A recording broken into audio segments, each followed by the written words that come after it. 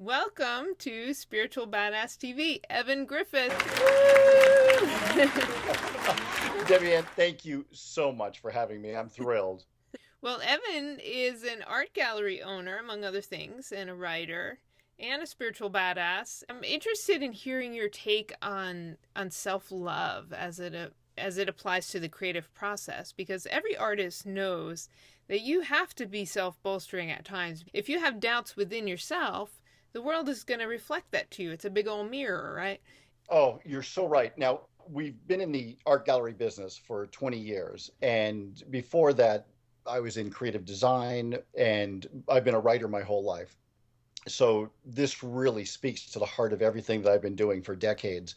Tell me a And story about something that happened to you. And I'm also interested in teasing out some inner guidance stories, because everybody has those, times when, you got this prompting to do something and it just sounded kind of crazy, maybe. Inner guidance isn't always logical. And you followed it anyway. You said, oh, what the hell? I'm just going to try this. And well, I have a lot of that because I was kind of like a soul surfer for the first part of my life, just jumping from adventure to adventure. But there's this one event that was so extraordinary. And we had already been in business, oh gosh, I want to say 10 years, 8, 9, 10 years, something like that at that point in the art gallery business. And all we had moved into a new center and all of the businesses around us were going bankrupt. We thought this was going to be nirvana. We signed our life away to move into this new center, had a beautiful 4,000 square foot gallery, and literally one by one by one, these other businesses started going under within just months of us opening.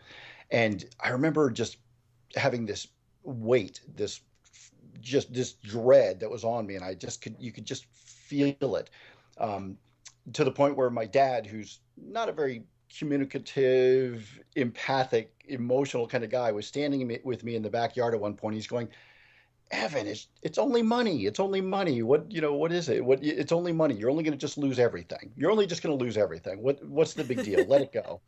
And and that was really the worst part is when you haven't lost everything, but you realize you're probably going to lose everything that you've worked for your entire life. And so I'm not sure exactly after that conversation with my father to when this event happened, but so somewhere within the next few weeks, I was walking our dog, just walking. We lived we lived at that time on a golf course, and so I'd walked about maybe 5 houses down to where it opens up onto the golf course and these natural, beautiful walkways. And it's late at night, and I'm literally just fraught with anxiety about this impending potential collapse of our dream not working out and all the money that we're losing. And I don't know what to do. And at this point I really wasn't spiritually inclined. I would meditate occasionally, but it wasn't a practice back then. And anyway, so what just happens, just spontaneously, I've got my dog on the leash, I look up into the dark, and I'm going, please just take this fear from me. And I'm just asking the void in the sky. And I'm walking along and just saying it out loud, in the middle of this suburban neighborhood. It was just kind of freeing. And then about literally 5, 6, 7, 8 paces later, I'm feeling like something's missing, and to the point where I'm like patting myself down, and I realize what's missing is my fear. All that fear, all that anxiety, everything just literally evaporated to the point where it was almost comical. Like if you had filmed me, you'd see me looking around to find out where it had slunk off to because it had been so pervasive for the previous year, maybe 2 years. And So I'm rounding the corner and I'm coming fully onto the view of this sort of natural landscape. And I'm not sure if it had rained earlier, if it had been just watered, but everything was just resplendent with just a million little droplets of water, like little dewdrops. And what was really extraordinary is now all of a sudden in my freedom of anxiety, it's as if I saw every single drop for the golden little delicious orb it is, but I also saw them all simultaneously, like all at the same time. it was this explosion. So what was happening inside was being mirrored outside in this world that now I'm walking through.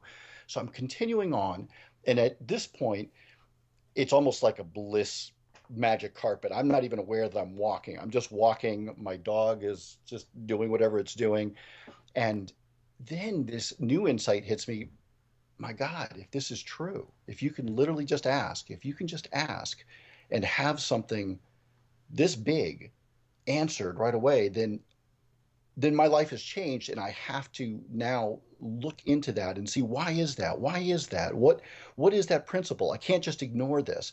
And so for probably about 3, 4, 5 days, I didn't even come back down to earth. I'm just floating along. I'm trying to tell my wife. I'm trying to tell some friends about it. And I want to say maybe within a couple years after this opening, I'm starting to read everything, and I fall in love with new thought material. And so I'm looking at new thought material from, say, like 100 years ago to today, and I'm just enlivened, because one of the very basic principles of new thought is that you ask, you envision, and you become aligned with it, and it comes back to you. It cycles back around, and in your wonderful terms, it literally mirrors right back to you in your own life.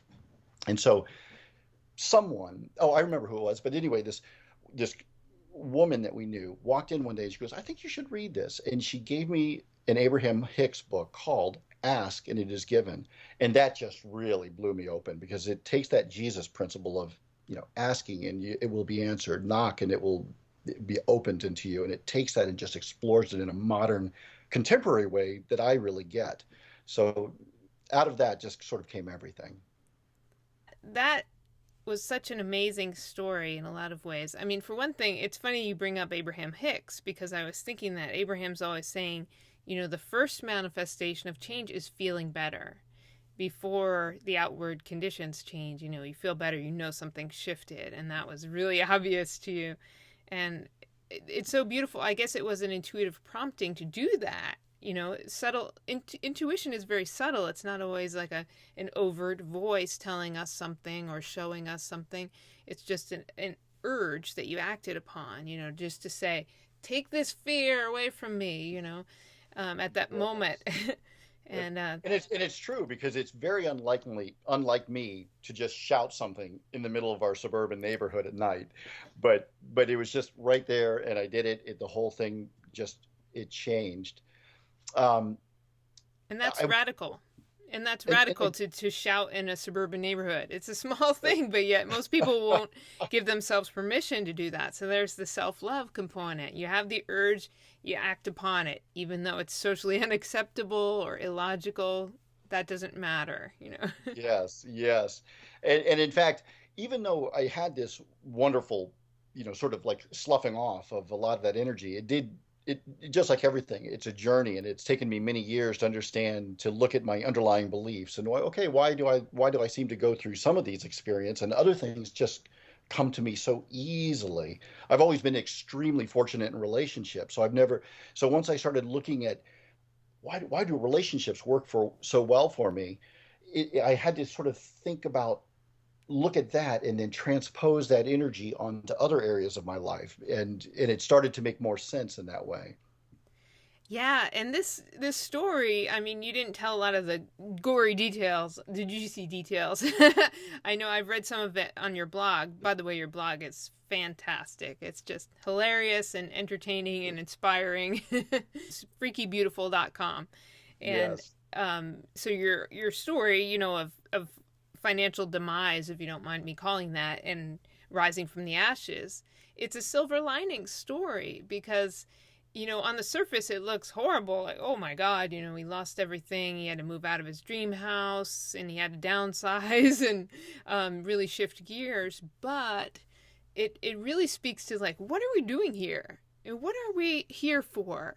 And Eckhart Tolle says our life's purpose is to wake the fuck up. Well, he doesn't use that language, but But this is why we have you, because you wake us the fuck up. I love it. and that experience of having all that fear, being saddled with fear, and then casting the burden, which is a Florence Scovel Shinn term that I love, cast the burden. She says that's what sin is carrying a burden. That is Oh, so deep. oh, We're not wow. supposed to be burdened here. We're supposed to be free and following our guidance from our higher selves. Yes. Fast forward 4 or 5 years later, we've moved into a new location. We're doing well. Everything's going phenomenal. We have this amazing team. We ended up getting through the whole crisis. We moved to a new place. One thing led to another. We found an attorney who was able to help us. It did cost us dearly. It was painful. It was like losing two limbs. But it's one of those experiences that even though we lost a tremendous amount of money and forward motion in our business, I'd never give it up. I'd never go back. It was just so profound, this experience that has now been with me for the rest of my life. In fact, we had another financial crisis just 5 years later when the crash happened, and it was just far easier. It was just far easier. It almost, even though it was difficult in a financial way, because we're in a luxury business, it was just far easier to get through because I had this inner presence that I knew was there, that I had experienced. And once you live it, you just literally can't go back. At one point, I started going on the road to make extra money because, in a weird instance, we had this big van that was no longer being used, and all these galleries were collapsing around the United States, and artists were desperate to get their artwork back or to other galleries. So, ironically, the art transport business all of a sudden kind of boomed for about a year and a half. I joined up with the person who was our art transporter, and I just went on the road for a year and a half. I'm literally traveling everywhere. And in the beginning, we were so there was such a lack of funds. I was literally sleeping in the front of my van, and in a van is just not comfortable because there's a dip in the seats. You can't get comfortable. And I remember being in Houston one night, listening to the radio. It was after midnight, and they're bragging that it was 100 degrees after midnight, and there I am trying to sleep in this van. So anyway, I'm driving across the United States, going to all these different locations, and maybe this was literally on my first or second trip, and I had already been across the United States. I'm coming back, and I'm counting kind of my trek back. I'm counting the days where I'm going to be, and it hits me that in 2 days I'm turning 50. So in 2 days I'm turning 50, and I can already see the crappy little campground in this place called Santa Rosa, New Mexico, that nobody goes to because it's a campground. It's just a way station to get to one place or another. And I'm very sorry, Santa Rosa campground, but there are just many more beautiful campgrounds. And so I'm up in the hills or the mountains outside of San Diego, and I'm in a campground because I've been able this I guess this must be my second trip because now I can actually afford a campground. I'm not sleeping in my van. And so I'm there. I just need to do laundry. I can't even do laundry because they don't have soap there, and I can't even buy the laundry. And it just all of a sudden hits me. Oh God! In 2 days I'm going to be 50. This is not what I imagined my life to be at 50. I thought we had already come back from all this crap, and so I just broke down in my van. Literally, just broke down sobbing. And to picture this, this is an opulent. The campground I was in was just an opulent campground with maybe three spots for people like me. All the rest were for $1 million campers and $500,000 campers, and they're kind of up the hill, and I'm down by this little creek or brook, and I'm just trying not to cry so loud that I'm just waking up these really affluent campers that are having a great time, and I'm not. And so I'm there. It just kind of all bursts out on me, and then I remember again. I know that I'm covered. I know that there's this presence that will get me through this. So after I have that moment of just intense grief, I settle down, I meditate, I ask for help, and I look around. I get out of the van, and I just decide I'm going to just walk around, and I'm going to walk around this creek. And so I walk around, and I'm just looking, and I walk around maybe for 30 minutes. And already, just by walking and starting to repeat affirmations to myself, I start to feel better. And in fact, I actually start to feel buoyant, and I'm jumping over the stream every time I come to it. And kind of by the final time I come through, I'm splashing through the stream. I don't even care if I'm getting wet. And I come back to my van, and somebody had put something hanging from the mirror. And so go up there, and it was laundry detergent. The woman who had taken pity on me at the front had gone back after she had signed off, found some laundry detergent, brought it to my van, and it was just it was just one of those call and response moments where you feel that you were just heard. And it sounds silly, it's so small, but that laundry detergent right there from that very generous soul confirmed everything I knew. It confirmed that I just need to just get centered. I don't need to wallow in the grief. I can let it go. I can accept it. I must accept it. But then just let it go and think of what are the possibilities. And then from then on, it just slowly, bit by bit, grew back to the point where we're in a wonderful life today. A wonderful life today. I'm so glad to hear that. Yeah, the laundry soap, that's great. It's the kindness of strangers. It's just the universe giving you a little, throwing you a little bone when you need it. And you're like, oh, okay, there is something out there for me. And then it's interesting. I've had experiences like this too. It builds back slowly. Life gets better and better, but slowly. And you wonder, why does it have to be so slow? Why can't it be a little Yes. quicker? I think it's to the extent that we have resistance and beliefs, and we're Oh, cultivating new habits of opening up to good stuff, right? oh my God. In fact, it's one of the things that I finally allowed myself to do is build my beliefs bit by bit because there was a time when I felt like I had to be able to rocket ship right to where I wanted to be in that beautiful life. And that if I didn't, I was feeling tons of resistance. And oh, by the way, your book, Resistance is Futile, is extraordinary on this because you give so many concrete, very specific details for all these wonderful different situations. And you give the different levels of resistance or release. I love it. I love it. I go back to that. So for whoever's listening, yeah, you've got to pick up that book.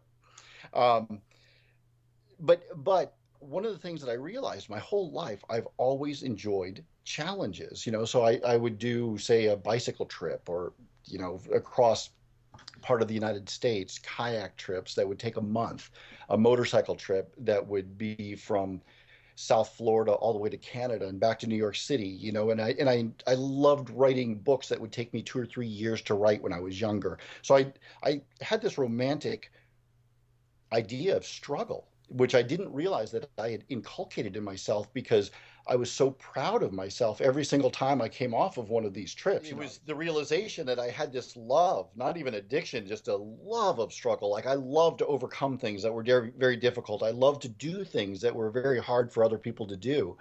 And I think it served me really well for all the adventures that I was doing when I was younger. But then I realized that doesn't serve you at all in the new life that I was trying to create. So first I started to work on sloughing off this idea that struggle was magnificent, because for me it wasn't that struggle was hard, it was actually that there was some kind of purity and exceptionalism to it. So I had to actually give up the ideas that exceptionalism came through struggle.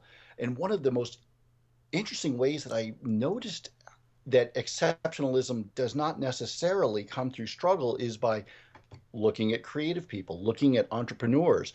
Everybody kind of works hard at what they do, but it's not that it's a struggle, it's that it's a joy.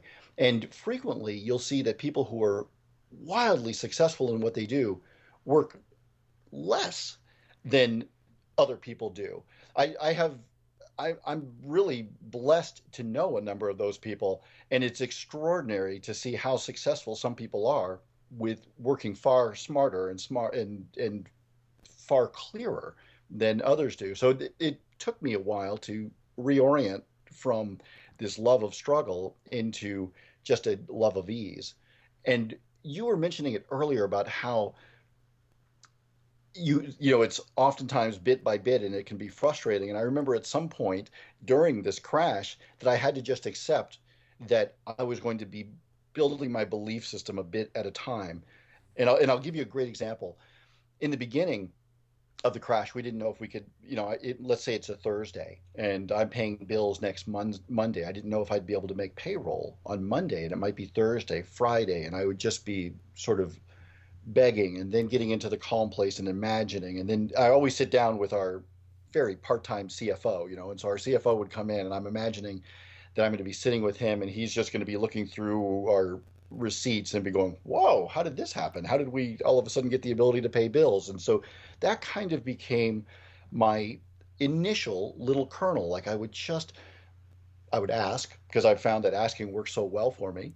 And then I would start to envision, and I would start to be thankful in advance that all this was going to pass. And then bit by bit, we always made our bills. We never missed a credit card payment debt. We never missed a payroll. It was astounding. Just through just the work. And to give you an example, my gallery is in Palm Beach County. So my wife and I own a gallery in the north end of Palm Beach County, very, very affluent area.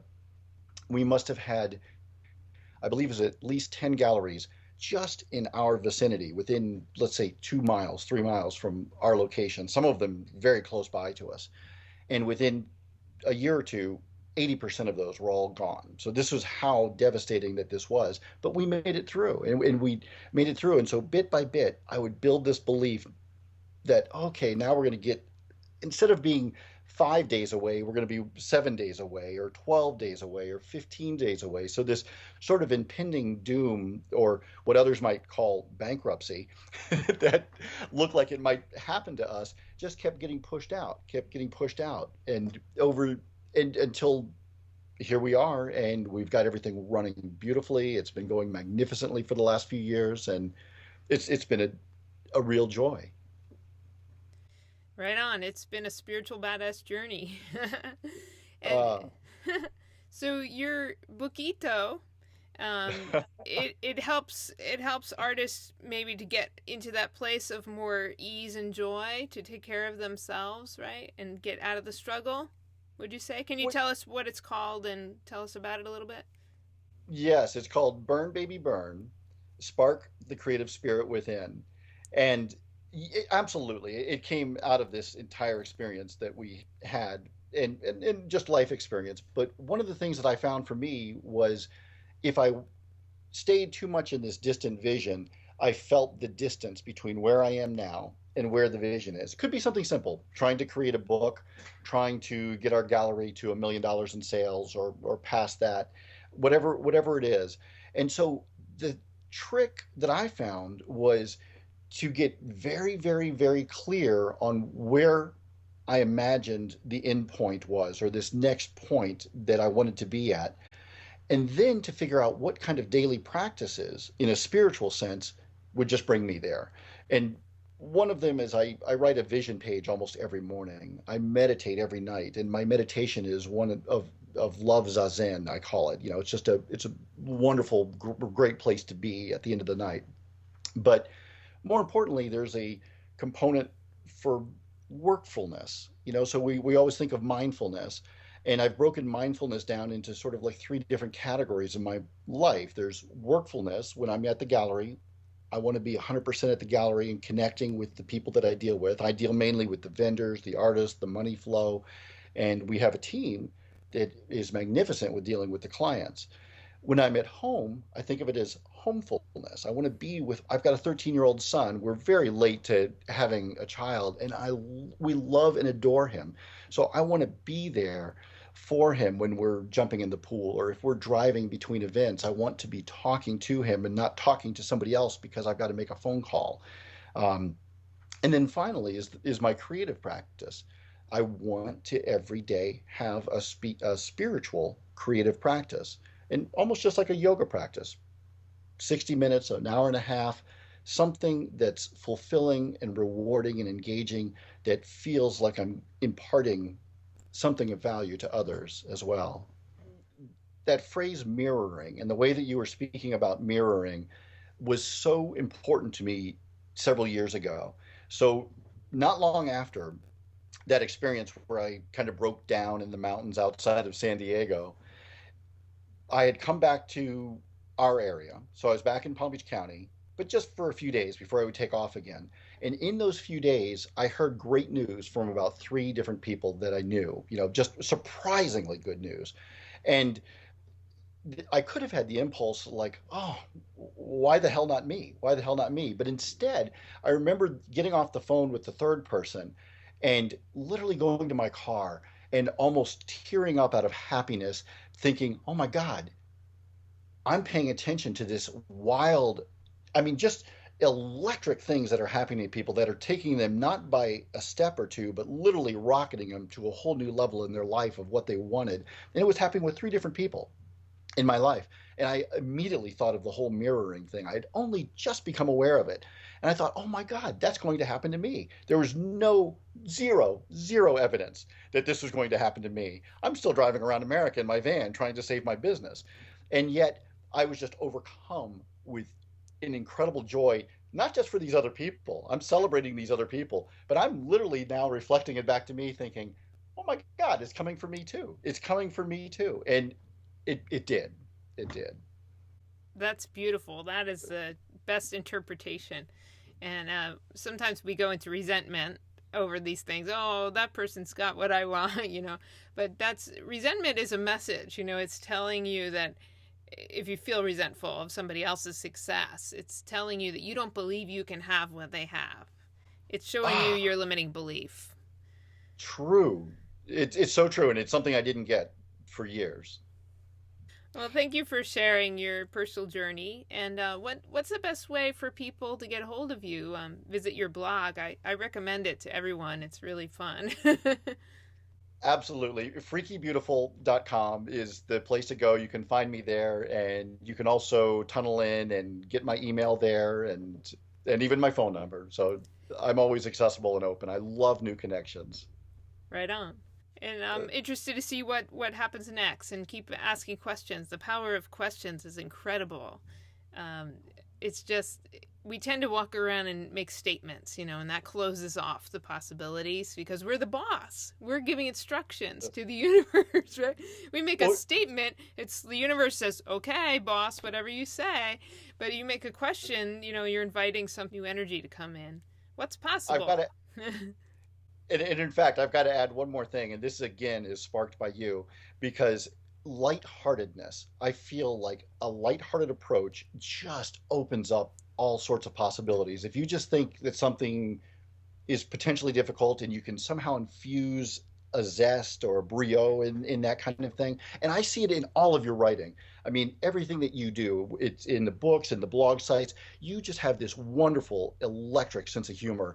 And it's true. I can see why these great things are coming to you. So lightheartedness, once again, you put it out there, it just comes back and gives you more to be lighthearted about. So that's my final thing. You, light of heart. Oh, thank you so much.